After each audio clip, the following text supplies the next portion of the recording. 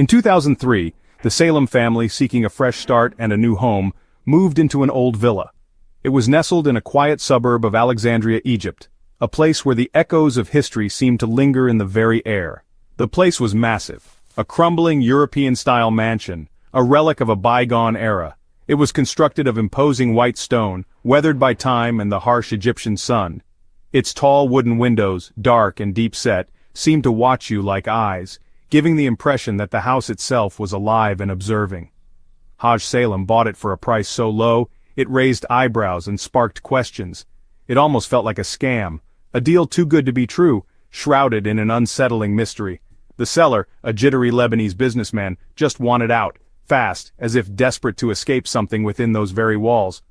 But sometimes a bargain is too good to be true. Sometimes the low price is a warning sign, a siren song luring you into danger. From the very first step inside, a sense of unease settled over the Salem family. Mahmoud, the family matriarch, a woman of deep intuition and unwavering faith, wrinkled her nose in distaste.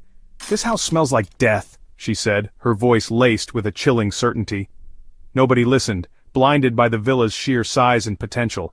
The place was huge, a sprawling labyrinth of rooms and corridors. And well, in this economy with rising costs and limited options, you take what you can get. Or so they thought. Within a week, the unsettling atmosphere of the villa began to manifest in increasingly disturbing ways. Things started to get weird. Mahmoud, the eldest son, a pragmatic and skeptical young man, would lie in bed at night trying to ignore the creeping sense of dread. But he couldn't ignore the whispering, the faint ethereal voices that seemed to slither through the darkness. Not in Arabic, his native tongue, not in any language he recognized, adding to the growing sense of disorientation and fear. It was like a fever dream, a disorienting swirl of Latin guttural tones that resonated with an unholy power, and something that just felt ancient, a presence that predated history itself. He tried to brush it off, to rationalize the unsettling sounds. Old houses make noises, right? It's just settling. Shadows slip under doors, playing tricks on the eyes. Wind whistles through cracks, creating eerie melodies. Except, his little sister Hiba, a bright and imaginative child, started talking to someone only she could see, an invisible companion that filled Mahmoud with a growing sense of dread. She called it her friend from the ceiling, a seemingly innocent phrase that sent shivers down Mahmoud's spine. Now curiosity can be a curse, especially when it leads you down paths best left untrodden. Mahmoud, unable to shake the feeling that something was terribly wrong, started digging into the history of the villa. He went to the city archives, hoping to find some explanation, some peace of mind amidst the growing chaos. But what he found was anything but, plunging him into a nightmare he could never have imagined.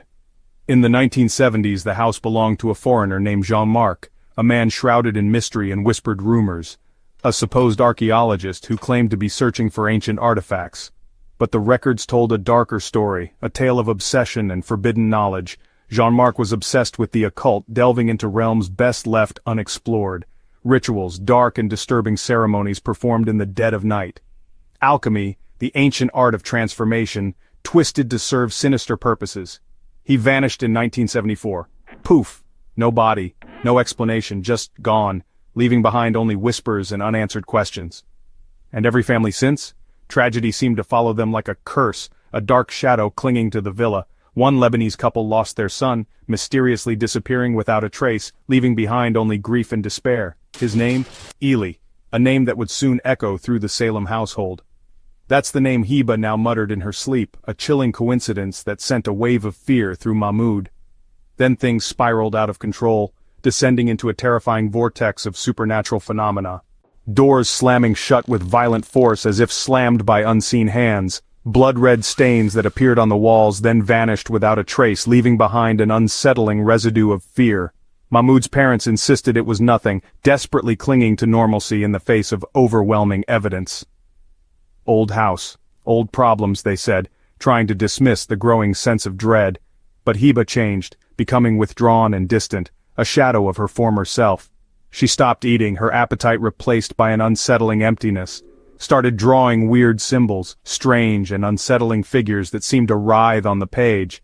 And sometimes, she'd speak in a voice that wasn't hers, a deep, guttural tone that sent chills down the spines of those who heard it. One night, driven by desperation and fear, Mahmoud recorded her muttering in her sleep. Playback revealed two distinct voices, layered one on top of the other. One was undeniably Hiba's, innocent and childlike. The other, a deep raspy whisper that seemed to emanate from the very depths of hell. In French, "She's mine now," a chilling declaration of possession. That's when Mahmoud, finally realizing the gravity of the situation, called for help, desperate to save his sister. A retired Coptic priest, a man of God known for his experience in handling dark places and banishing evil. The priest walked in and instantly blanched, his face paling as he sensed the malevolent presence within the villa. "This house was sealed," he declared, his voice trembling with fear. "Someone broke the seal, unleashing something terrible. What's inside was never meant to be let out, a dark entity that should have remained imprisoned forever." Jean-Marc had summoned something, a watcher spirit, a powerful and malevolent entity from another realm, and failed to banish it, leaving it trapped and enraged within the confines of the villa. The house was its prison, a cage that contained its dark power. But now the door was open, and the entity was free to roam. They performed a cleansing ritual, a desperate attempt to banish the evil and reseal the villa. The house shook violently. Hiba screamed in agony, lights exploded, plunging the villa into darkness. Then, silence, a deafening quiet that hung heavy in the air.